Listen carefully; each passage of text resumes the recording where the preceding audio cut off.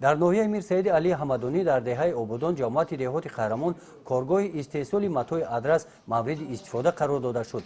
ин коргоҳ бо дастгирии шуъбаи агентии меҳнат ва шуғли аҳолӣ кушода шуда 20 нафар занон ва духтарони деҳа ба курси 3 моҳаи омӯзиши ҳунари адрасбофӣ ҷалб карда шуданд. баъди як моҳи омӯзиш духтарон аллакай ба истеҳсоли мато шурӯъ намуданд. дар як рӯз ба қадри 11-12 метр матои адрас мебофанд. баъди анҷоми омӯзиш ин занон ва духтарон дар ҳамин ҷо ба ҷои кори доимӣ фаро гирифта мешаванд. мо занони хонашин ба ин маркази адрасбофӣ омада нозигиҳои ин касбро аз худ намудаем. мо дар тӯли як моҳ ин ҳунари адрасбофиро аз худ намудем. ба мо муаллимаамон нозигиҳои ин касбро омӯзонда сардӯзӣ мекунем. ранг бори ҳамин чизоро мо бо дасти худамон тайёр мекунем.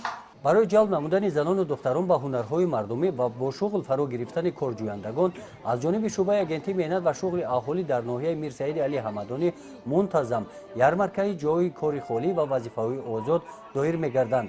ҳамин гуна чорабинӣ моҳи феврал дар маркази ноҳия доир гардид. бо муроҷиати иштирокчиён 20 нафар ба курси омӯзиши асосҳои компютер ва 20 нафар ба курсҳои адрасбоф ва чакандоз номнавис шуданд.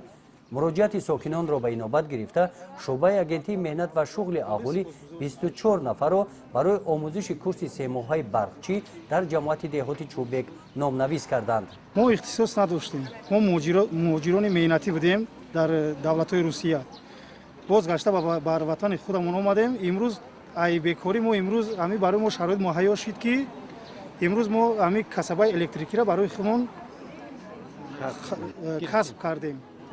ки имрӯз барои мо коромада ки фардо интихоб кардем. барои мо ҳамаи коромада ки мо рафта бар давлати дигар мерем барои моро дар кор растаем. дар ин ярмарка 75 ҷои кори холӣ пешниҳод карда шуд.